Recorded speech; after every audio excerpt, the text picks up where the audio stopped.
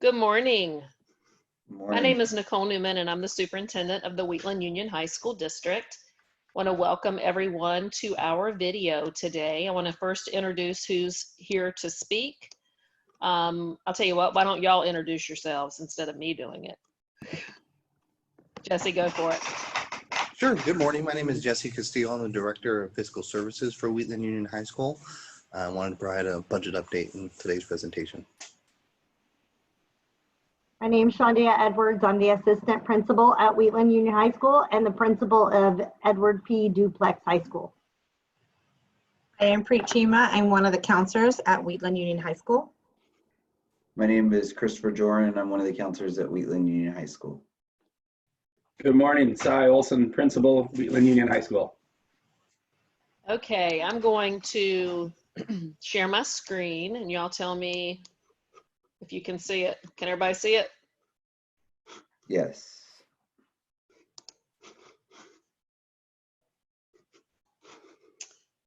Okay, so we are here today to do a district update. And I want to first start out and just show this first slide. And obviously this was taken, looks like probably during basketball season. A couple of kids on a field trip because there's McDonald's in the background. I don't quite know where they are, but I know they wish they could go back. And that looks like that is our DEPR Awards in the bottom right-hand corner. So this is what it's all about.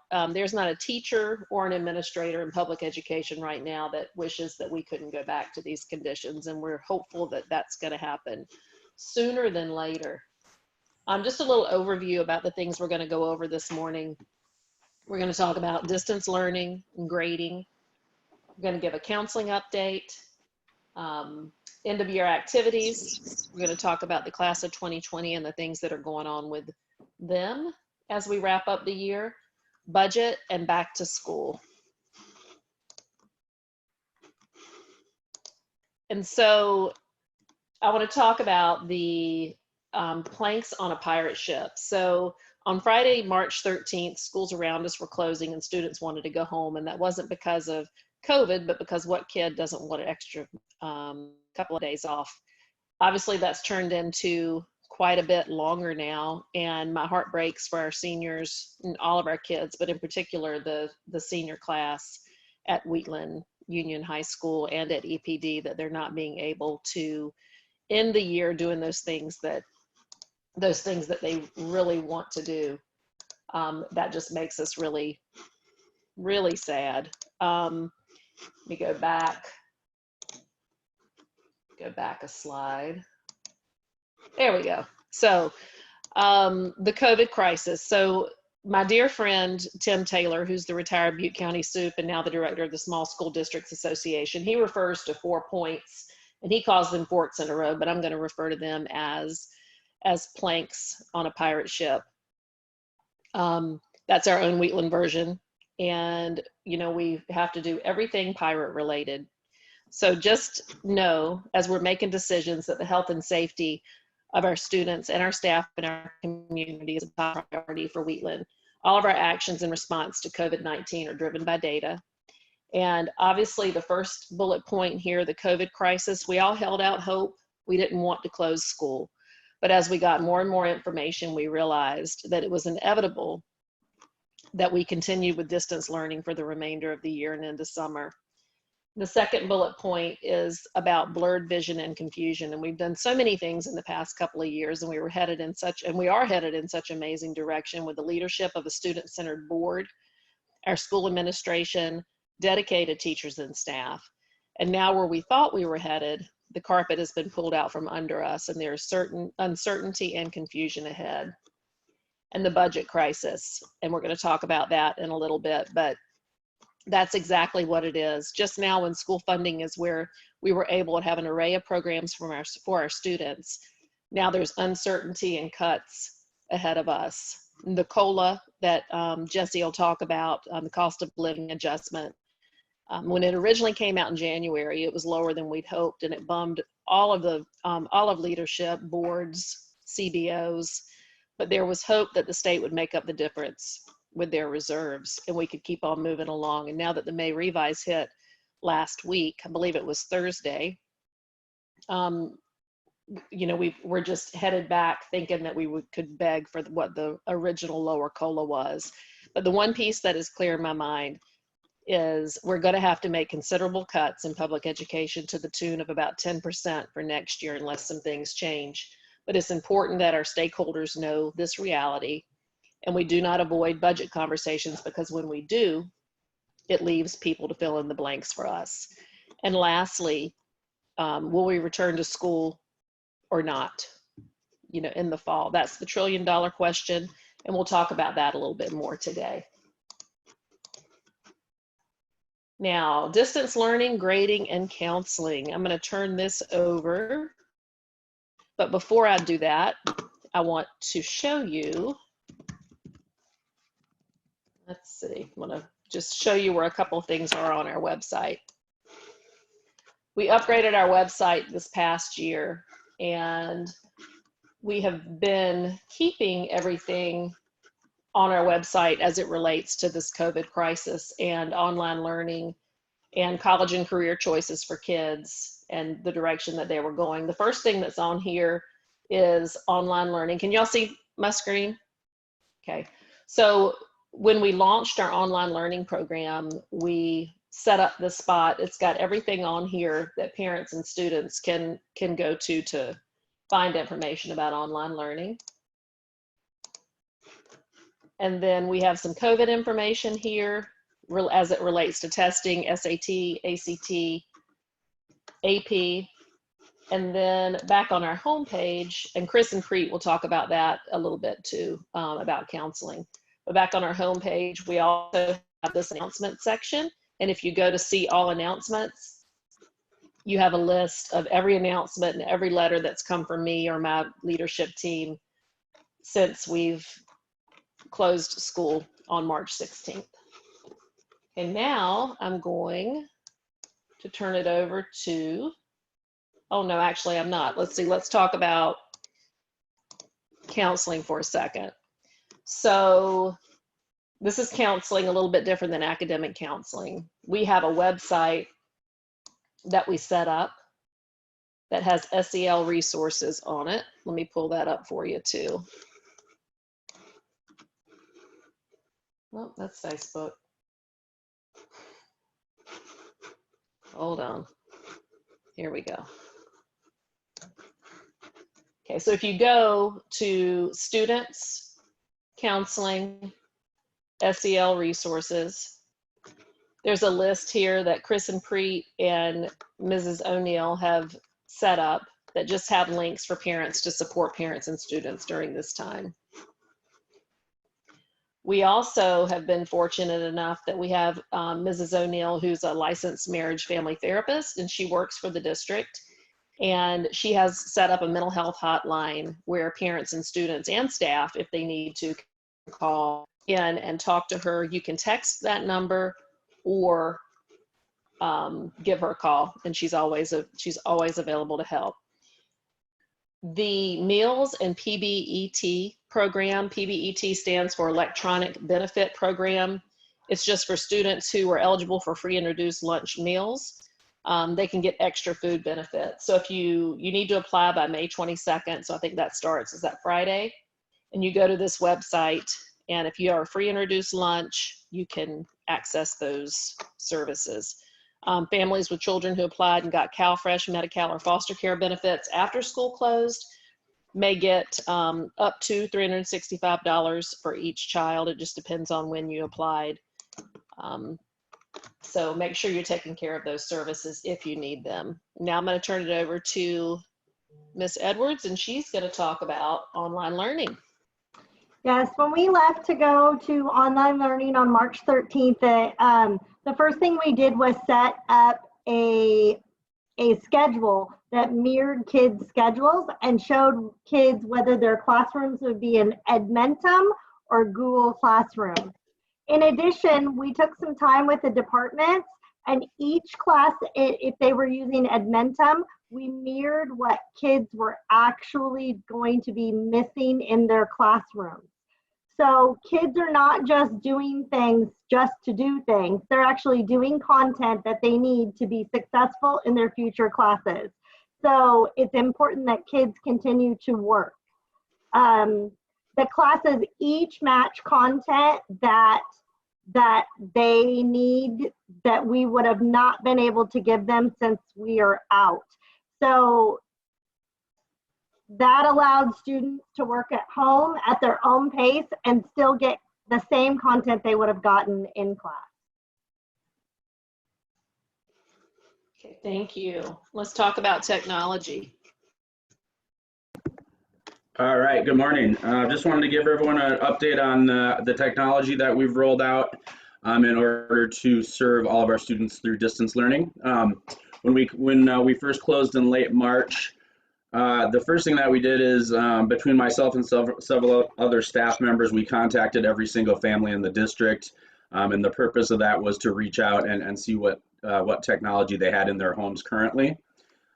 Students that did not have access to a computer, we checked out a Chromebook to them. And students who did not have internet access, we checked out hotspots to them. To date, we've checked out approximately 330 Chromebooks to students and approximately 27 hotspots. In order to do that, we did deliver a lot of the items directly to homes, but we also have the library open 8 a.m. to noon, Monday through Friday, as a tech center, and that's still our current hours for the library. So students in need of technology or need of technology repairs during this time can still access the library now. Just another piece of information, our main office is currently open 7:30 to 4 p.m. Monday through Friday if you all need services from the district. Just wanted to share one piece of a success story. We had an at-risk student who was in our community day school, and we were really working hard with him to get him a diploma before closure. And when we closed, we couldn't find the student for several weeks. Through lots of outreach, many phone calls, and kind of hunting around, we finally found this student just last week. He's living in Yuba City without a computer or a hotspot. We were able to deliver those items to him. When he left school in March, he had one and a half classes to finish on Adventum in order to graduate. And so he was so close to that finish line. We were nervous when we closed, but excited that we were able to find the student, and he finally logged in last week for the first time, and he finished a class or a half of a class already.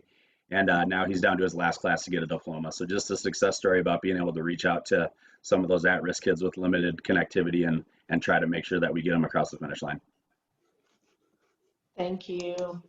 Next on our agenda is to talk about the grading policy, and we've put a lot out about this. We've been working really hard with our teachers.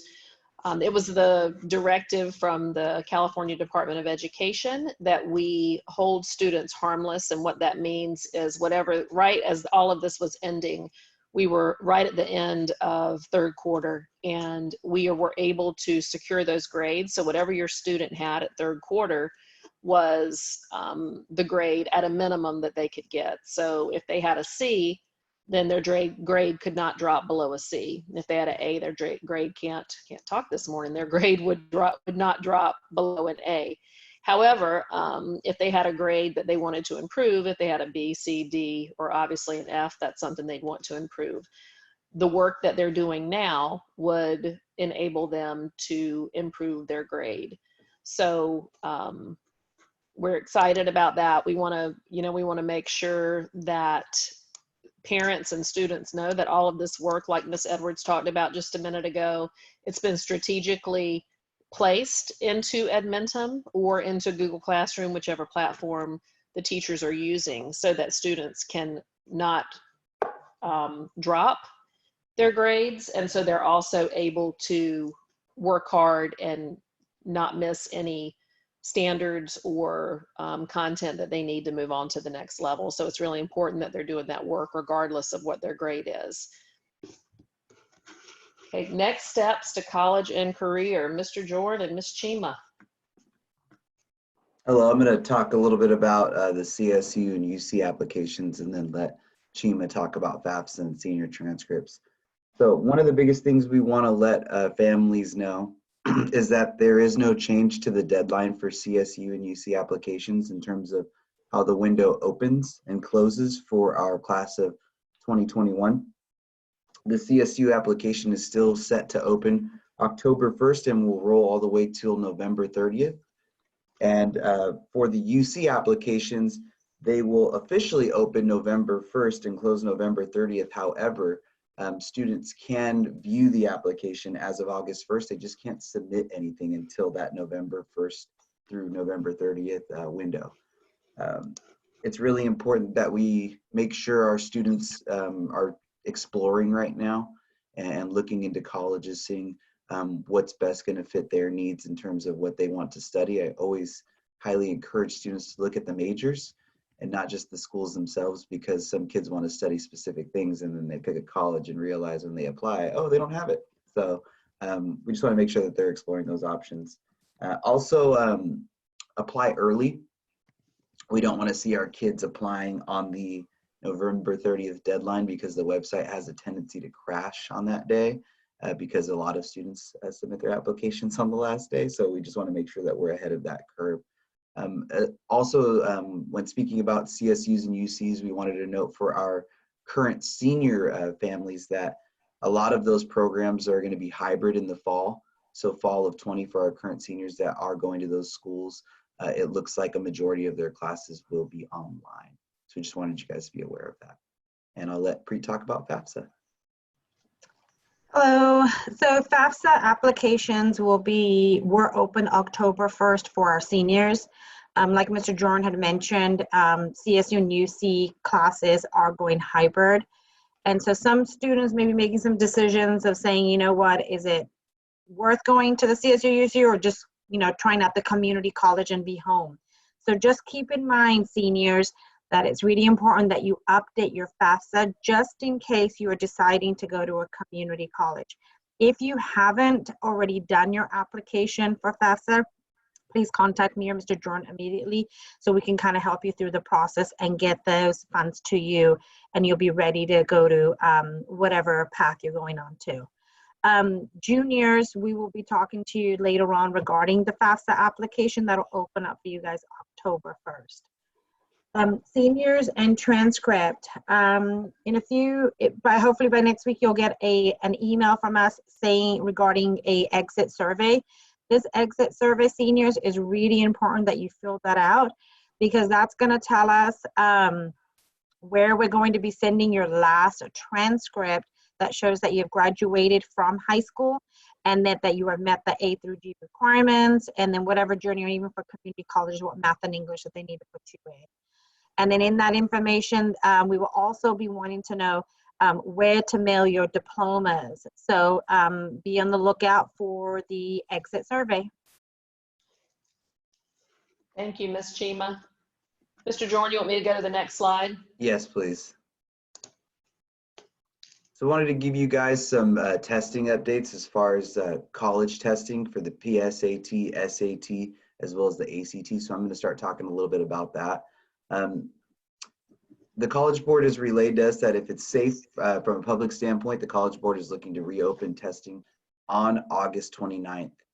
We won't know a lot about what testing is going to look like or what dates are going to stand firm until May 26th. They're going to give an update to all schools, as well as any student who has a College Board account. They will email them directly.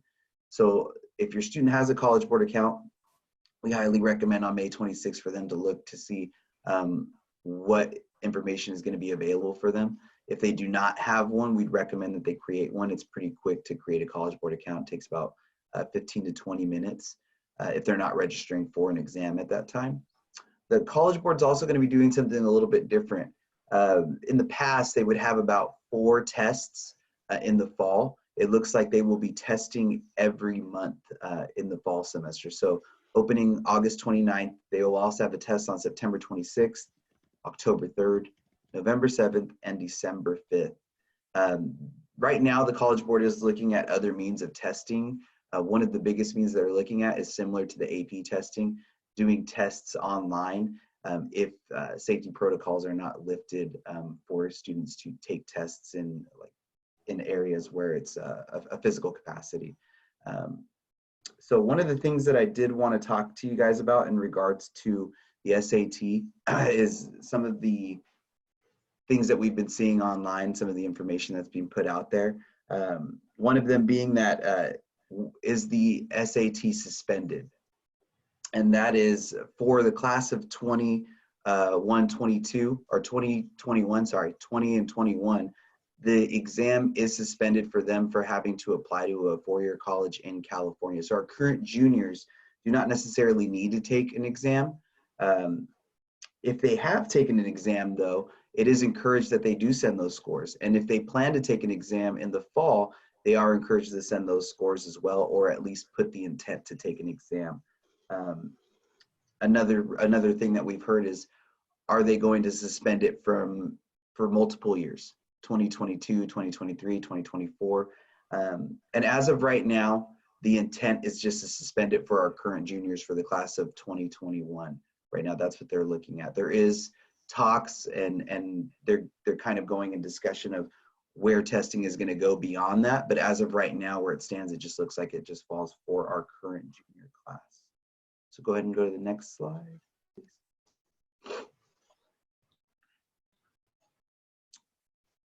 So the College Board is going to reach out, like I was saying, on May 26th to let students know when they can begin registering for future exams. So the exams that I just went over on those dates, there are specific windows when they can register for those tests, and on May 26th, they will release that information.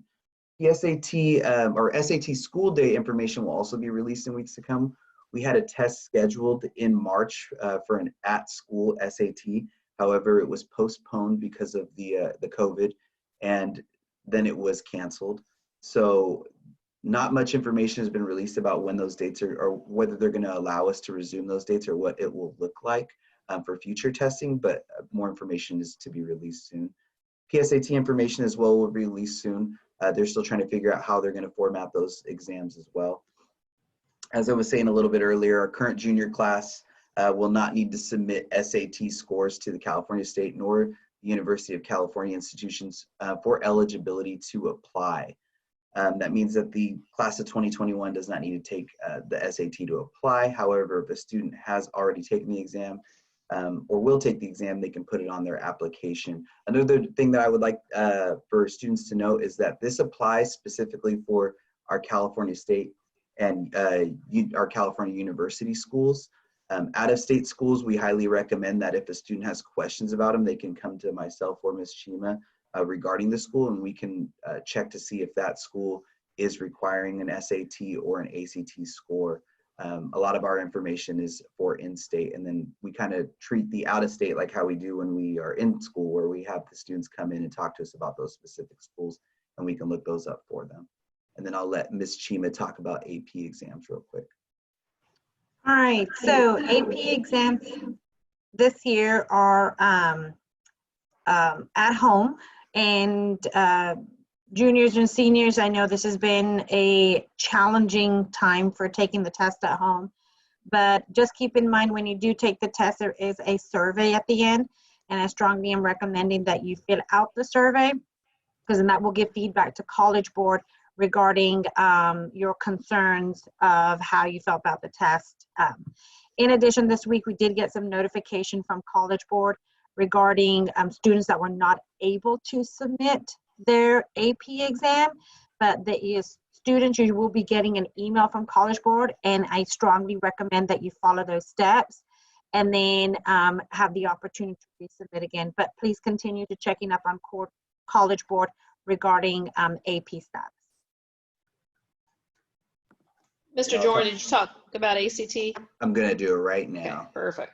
So the ACT, we do get a lot of questions about the ACT. SAT and the ACT, I like to call the Coke and Pepsi of college testing, meaning that they offer a similar product. They're just competing companies. They test a little bit differently, but both are just as important in terms of, in the past few years, getting into one of our universities or state universities. The ACT is following suit with College Board's SAT, meaning that students will not need to take the exam that are our current juniors class of 2021 will not need to take the exam in order to apply to a four-year college as well. There isn't a lot of information in terms of where the ACT is headed. So on May 26th as well, they will be releasing information on their plan for testing moving forward. It is recommended that if students really want to take the ACT, there is a July 18th exam if they wish to take it. The deadline to register for this exam is on June 19th on act.org. One thing that I would really recommend for students is really watch that May 26th that release of information, because I spoke to the ACT last week and they said, us being in California, it is less likely that we will have that exam. However, they want students to stay tuned on what that will look like for testing moving forward. Note that this exam is subject to cancel pending news that is coming. And again, the University of California and CSU systems are also waiving that class of 2021 from having to take the exam. Thank you. So I just want to go back to this picture just to circle back to why we're all here and what we're about, just how important it is for students and connectedness to high school. Just miss these guys and gals. So end of year activities. Who's up next? Mr. Olson, is that you? You're muted. Sorry. There you go. All right. End of year activities. So our final day of distance learning this year is May 29th. So that we have 2 more weeks. That first week of June, we have a schedule posted under the announcements button on our website that schedules out when students have a slot to return their technology and other items to school. Monday, June 1st is freshmen, Tuesday is sophomores, Wednesday juniors, and Thursday is seniors. Again, that schedule's on the website under the announcements tab. So we want students to come to school during their allotted time. It's alphabetized, and bring back any school issued items, including Chromebooks, textbooks, musical instruments, band uniforms, athletic uniforms, any other items that they have checked out. At that time, we can deliver yearbooks if students have ordered yearbooks, so they'll get their yearbooks that day. And we could also gather any items that they haven't been able to pick up for any reason at that time. Let's see here. Oh, Nicole, your fees and fines? No, that's me. Oh, So, Shandia, sorry. fees and fines, if your student owes money on their lunch account, or they have not turned in a book, or they have a hotspot or a Chromebook and they do not get turned in, those are attached to the Aries account. So no transcripts nor diplomas will be mailed or given out until fees and fines are paid for. So it's very important they come return all of the things that they owe to us that first week in June. In addition to those lunch accounts, if you have money sitting on your lunch accounts in your My School Bucks account, Ms. Heredia will be processing refund checks to any senior parents who have money sitting in those accounts. If you're an underclassman, the money will roll to next year for lunch. However, if you'd like to get your money back, all you need to do is call Linda Heredia or send her an email, and she can process your accounts and get you a check for your refunds for what's left on your student's lunch account. Summer school will look much like it looks right now. It will start June 8th and it ends June 30th. It will be online. The counselors have reached out to all students who could have had the opportunity to go to summer school. If you have not heard from them, or you're wondering if your child needs to go to summer school, please contact Mr. Jordan or Ms. Chima. But students are currently enrolling in summer school and they will take their classes online. And if they have Chromebooks, they may keep them till the end of summer school and turn them in when summer school is over. Okay, registration, Mr. Joran.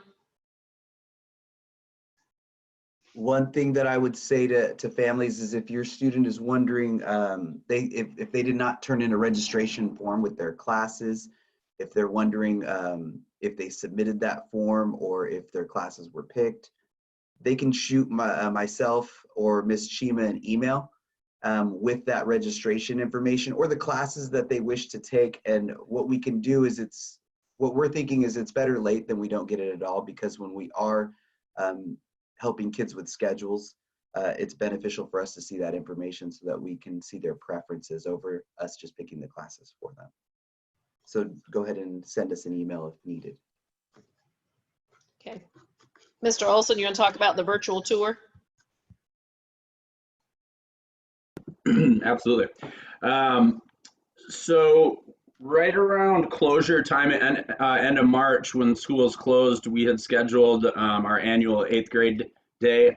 And that's a day where our feeder schools, Riverside Meadow and Bear River, come over, and it's a chance for the kids to see the school, meet some kids, learn about getting involved at Wheatland High, talk to current students, and see the campus. So unfortunately, that event was canceled due to the pandemic. And so in its place, we're creating a virtual tour of the campus that I think will be posted this week. The virtual tour will have some drone aerial footage of the entire campus. It will show some of our facility updates, new classrooms, new bleachers, and the gym and the football stadium and other upgrades. And then also the students will have an opportunity to hear from some of our current student leaders and talking about programs and getting involved on our campus. That virtual tour is available to anyone, but it's an intended audience as incoming freshmen so that they can start to get connected to the campus. And again, the tour will be posted soon. I'm hopeful this week on our homepage, wheatlandhigh.org. Yeah, I think that's going to be really cool. Also, Mr. Olson and I talked this weekend about doing a 9th grade Zoom orientation. So look for that also. We're going to work with our counselors and with Ms. Edwards to get that going. We think it would be a good opportunity, somewhat like we have right now, for people to be able to come in or kids to be able to come in and ask questions about things that are going on, because if for all intents and purposes, we're planning on returning to school in August. Okay, class of 2020. So like I mentioned when we first started out, these guys have been working so hard for all of these years, and this is something that they are wanting and needing when they graduate. It's like a rite of passage. And when all of this happened, I want to give a shout out to Sober Grad for starting the work on the class of 2020 yard signs. So there was a post. The way it worked was parents signed up, they paid $15. They said they wanted a sign for their kid. The sign looked very similar to the picture that's on the screen right now. And it just said congratulations, class of 2020, #honor the code, a really cool sign. And I was like, well, a lot of our parents don't have access to, or they don't follow us on Facebook. And I wanted every kid to have the opportunity, including our students at Edward P. Duplex. So we got a bunch of donations, and we ended up getting signs to all 214 seniors, graduating seniors, whether they went to EPD or they go to Wheatland High School. So that was a really cool opportunity for our kids. And again, I want to thank Cynthia Braxton and Sober Grad for getting that together. She divided them up by about 12 groups, and we all got in our own vehicle and delivered those signs and had them all out. I believe it was on one Friday evening, and when the kids woke up the next morning, the signs were in their yard. So it was super cool. Adopt a Senior, Heather McHugh and Brendan McHugh started this. There was a national movement where, again, very similar to how we started with the yard signs, parents would come in and they would post a picture of their senior, and in hopes that they would get adopted by someone. And I'm all about inclusiveness, and I'm like, well, let's do it for every kid. So Heather and I we sat around my dining room table 6 feet apart about a month or so ago, and we, within 24 hours, had every senior adopted. So big shout out to our community Yuba County, and everyone who came together to get all of those seniors adopted. And there's an Adopt Wheatland senior page on Facebook where everyone's posting the pictures of their kiddos that they adopted and went and kind of showered with love. So big thank you for that. Mr. Joran, are you going to talk about, not Mr. Joran, Mr. Olson, are you going to talk about scholarships, or is that Preet? I will take that. Thank you. So scholarships, seniors, we have several of them listed on our counseling website. So definitely keep checking that out. I am starting to get notifications that people that are awarding the scholarship, they may be interviewing some students. So again, check your emails. And then also, when you do get recognized and are awarded a scholarship, if you could let me know also, so then we can go ahead and recognize you virtually and the people that are awarding you the scholarship and how much you were awarded. And then also, checks may be mailed to you, but that's a decision between the person that's awarding the scholarship, if they're going to send the money directly to your college or if they're going to send the check to you directly. And they may need an acceptance letter from the university or college, or even your class schedule. Okay, so these are just some questions you may want to ask the person when they are ready to give you the award. Okay. Thanks, Bree. All right, I'm going to talk about next steps and some events that we have coming up for the class of 2020. Wanted to make sure that everyone's aware that we are frequently reaching out to our students via social media. There's daily posts on Instagram and Facebook. I know a lot of our community stakeholders are on Facebook. I'd encourage you guys to join our Instagram page if you're not already following, and that's at We Are Wheatland. I think we've got about 1,200 followers. I think it's largely students, but we're starting to gain momentum with other stakeholders as well. So please follow us on We Are Wheatland. We're posting daily. Miss O'Neill is posting daily to reach out to kids if they need social emotional support. We're also doing distance learning students of the week. We're doing distance learning staff members of the month. We're posting senior spotlights. The counselors are posting other pieces of various information. So there's constant updates and lots of reaching out to the kids on those social media platforms. The next thing is our senior slideshow, a big event that we have at the high school. Usually late May, sometimes the first week of June is our senior walkout rally, and that's where it's an assembly and it features our senior slideshow. And those are photographs of all of our seniors graduating, and it's a real emotional and memorable event that sort of serves as one big piece of closure for the class of 2020, or whatever graduating class is finishing the year. So in order to try to still provide that experience, we're creating a senior slideshow. Be very similar to what we would do in the North Gym at the assembly, except of course we'll be sending it out virtually. So the senior slideshow will feature photographs of all seniors. Ms. Harris and the ASV students are putting it together right now. Each of those photographs will feature what the students are doing after high school, maybe a college logo, or other information about plans after high school. Also, we'll have any awards listed if they've received scholarships, to try to recognize those kids that have received scholarships. And so look for that virtually. It will be on our homepage, Instagram and Facebook. That's coming out soon. Wanted to talk about the Sacramento Kings virtual graduation that's happening this Thursday night at 8 o'clock. I have posted the information, it's out there. But basically the Sacramento Kings are hosting an event where they've asked area high schools to submit photos of their seniors. So I've sent pictures of our seniors to the Sacramento Kings, along with some class of 2020 photos. The event is on the Kings YouTube channel. Again, I posted that information on both Instagram and Facebook. If you tune in this Thursday night at 8 o'clock, Sacramento Kings players are hosting their celebrity guests and musical performances, and then a photo montage. I can't guarantee that Wheatland will be featured, but based on the amount of interaction I've had with the Sacramento Kings getting ready for it, I would be surprised if they didn't have some photos of us there. So hopefully you guys will tune in, YouTube TV, Sacramento Kings channel this Thursday at 8 o'clock virtual graduation party. let's see. Oh, we also are working on a virtual graduation video currently. We have the Sleep Train Toyota Amphitheater reserved for July 24th, with the expectation that we will be having a in-person graduation ceremony. But we're also creating a virtual ceremony where we will feature all of the seniors.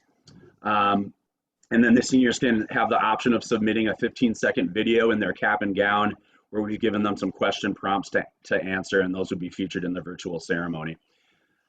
If your student still needs it to order a cap and gown, you can do that at premiergradproducts.com.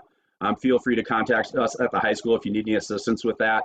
Caps and gowns are being delivered as we speak. So if they've placed those orders, you should be receiving that cap and gown at your door very soon. I want to be real clear, the virtual graduation ceremony is not intended to replace the actual ceremony at the amphitheater. It's meant to be a gift to go with that commencement ceremony. But in the unfortunate event that we are unable to hold an in-person physical graduation ceremony, we still want to be able to provide the students with that experience. Moving on to the Parade of Graduates. So this event is going to take place on the day that our graduation originally would have happened, Friday, June 5th.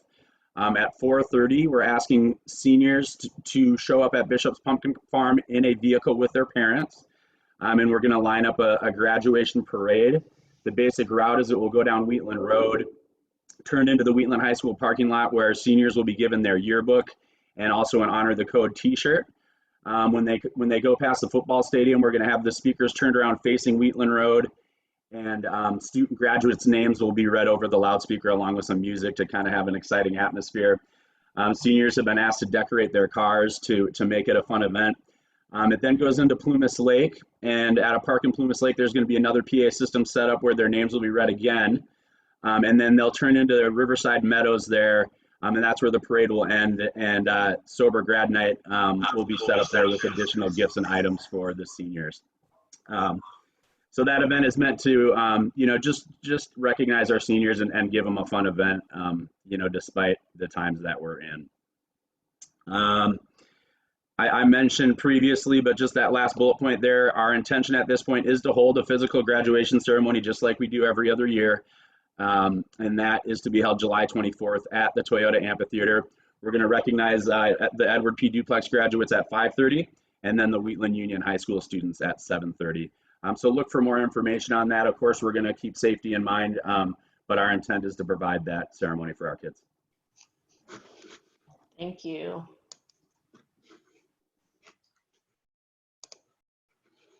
So now we're going to switch over to budget and the recovery plan for reopening school in the fall. I want to point out this picture. We did the same webinar on Friday, and somebody's like, why is the pirate flag upside down? Well, on this, I think it was the 18th of March, Yolanda Cortez sent me this picture, and we went back and looked on the video at school and saw that it was a student that took our pirate flag down and turned it upside down. And obviously that is a sign of distress. And so it happened to be a senior who did it.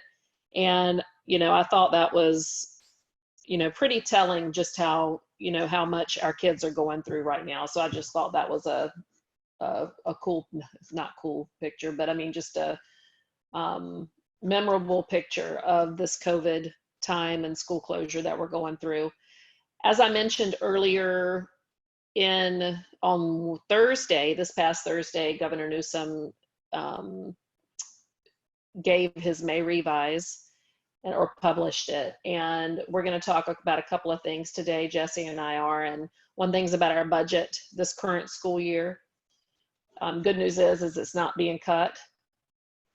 And hold on, let's see, previous. It's not being cut. We're going to talk about the next year's budget. It's still uncertain.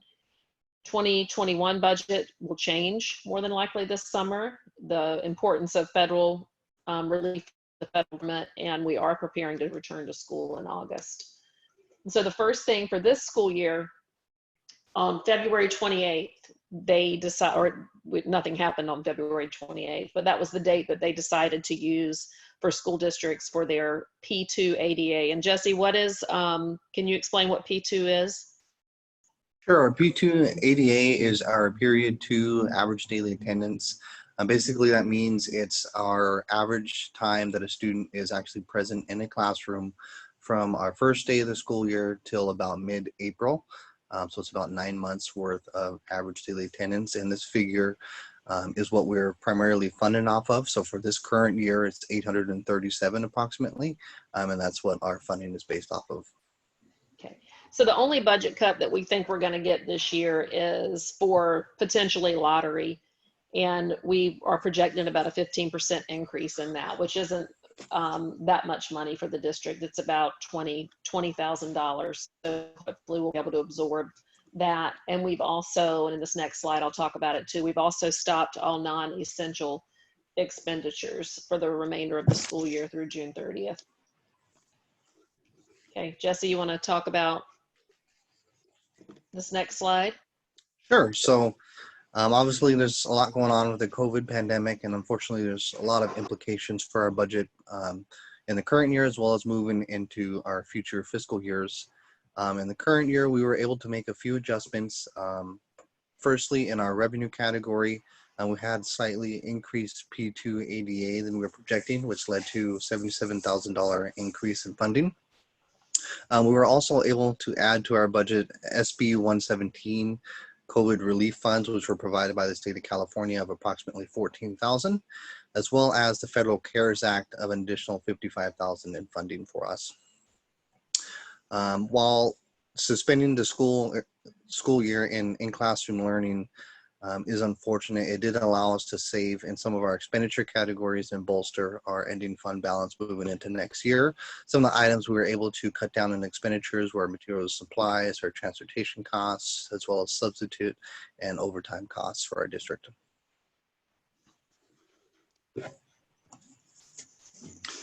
So as we move into the next school year, our 2021 school year, there's quite a few changes. As Nicole had mentioned earlier in our presentation, our January budget cost of living adjustment was estimated to be 2.29%. What the COLA means to us is this is essentially our increase in revenue year over year. So if we have $100 and they say we're going to have a 5% COLA, that means we're going to get another $5, so $105 in funding next year. Unfortunately, the governor's May revision report, which is essentially his May update on what he's projecting for the state of California budget, revealed about a negative 7.7% decrease in cost of living adjustment revenue. So that's equivalent to about an $800,000 loss in our coming up school year. And so we're working on strategies to mitigate that impact to our district. What we also know is that they eliminated the career and technical education funding for next year, as well as the ag incentive funding for next year, unfortunately. Another item that the governor of California is implementing is cash deferrals. Basically what this means is the state is, instead of depositing cash into our account, they're issuing us an IOU. This helps the state meets its obligations, but unfortunately has implications for us. Like you or I, we have to make sure we have enough money in our district bank account to meet our obligations. So it's just making sure that we're conscious of our cash balance and employing strategies to make sure we have enough money in our account to meet those obligations.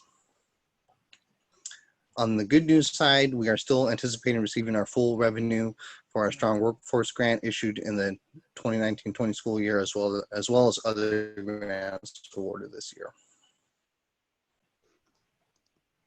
So just a couple more points about the 2021 budget. We're currently working on it. It has to be submitted by June 30th. We'll have hours done about the middle of June. I think we have a board meeting on the 17th or 18th. So we'll have our budget ready to submit. Currently right now we're calculating that for multi-year with a -5 and a -2% COLA, which equates to a little bit more than $1 million of decrease in revenue, just to be on the safe side. Another thing we don't know is taxes, because with them extending the deadline for taxes till July, that's very uncertain. We do know that the legislature will submit a budget by June 30th or else they won't get paid. And even though the May revise came out and said that there was going to be a 10% loss or 10% reduction in our LCFF for our budget process this year. Just need to point out the importance of the federal government in helping these states offset cost or offset losses so that things such as school districts are not impacted. You know, you look at things like career and technical education, strong workforce, ag incentive, all of those things could potentially change over the summer, just depending on, you know, what we get from the federal government. And like I said earlier, the $1 trillion question is, are we going to return to school in the fall? And my admin team, we are 100% on board. The board wants to start back school. We just want to make sure that it's safe. There's going to be significant cost to that. You know, our plan is, if we're allowed, we're going to have kids back on campus when we start school in August. And health and safety of our students is the most important process, or the most important thing in our planning. We're working with the leadership team. We have a meeting scheduled for next week with our department heads, and we're going to start talking about the recovery planning and engage our teachers with that as well, and our classified staff. And then we plan on making a recommendation to the board in June or July about starting back school. And with the recovery plan, obviously sanitization and PPEs, we're having to, you know, make those purchases. We've looked at other options so we can actually get back to school in the fall, you know, and go our regular mode, no distance learning, no independent study. We want to have kids back on campus. We're looking at a possible starting a little bit later so we can make that happen. We're also going to roll out technology one-to-one. We've had the capacity to do it. We just haven't done it yet for a lot of reasons, but we see now that with the anticipation of, even if we start school, there could be a surge in the community and we have to pull kids back out. So we don't want to be in the place that we were in March with kids not having access. So we're going to go ahead and go one-to-one when kids come back in August.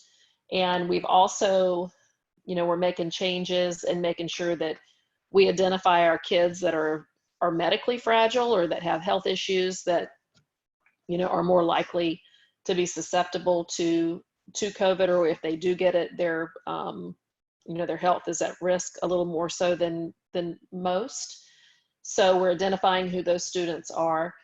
And the one thing I want to say about us is, I know since I've been there and we've worked with Miss Edwards has done an amazing job with our independent study program. So we're in a place right now that if we need to serve kids whose parents don't want to send them to school for whatever reason, whether it's health or just not feeling comfortable sending their kid to school because of this until there's a vaccine, we are in a place where our students can go on independent study and still get rigorous curriculum and an education. So we're excited about having that in place. And you know what we do know when we return to school is that students will return to school with a wider than normal array of learning gaps. You know, they've been out for a whole quarter and missed that. And even though many of them have tried, there's nothing that replaces them being in school or their education more so than being in class with a teacher. Teachers are going to need to change their lesson plans and their instructional calendars to fill those gaps early in the 2021 school year. So the teachers are going to start working on that. There's also a great uncertainty and anxiety about how and when we're going to return to school and what the normal operations are going to be. And at this point, like I said, we're working very hard to make sure that we can bring kids back in August.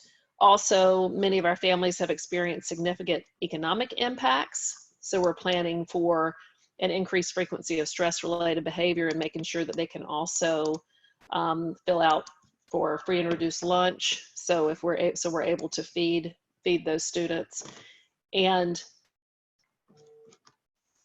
feed them without a cost to their families. And also the negative impact that is growing daily across the nation point to an imminent recession. And that's certainly going to be felt by our district and districts across the state. That's already the case, especially after this past Thursday with the May revise.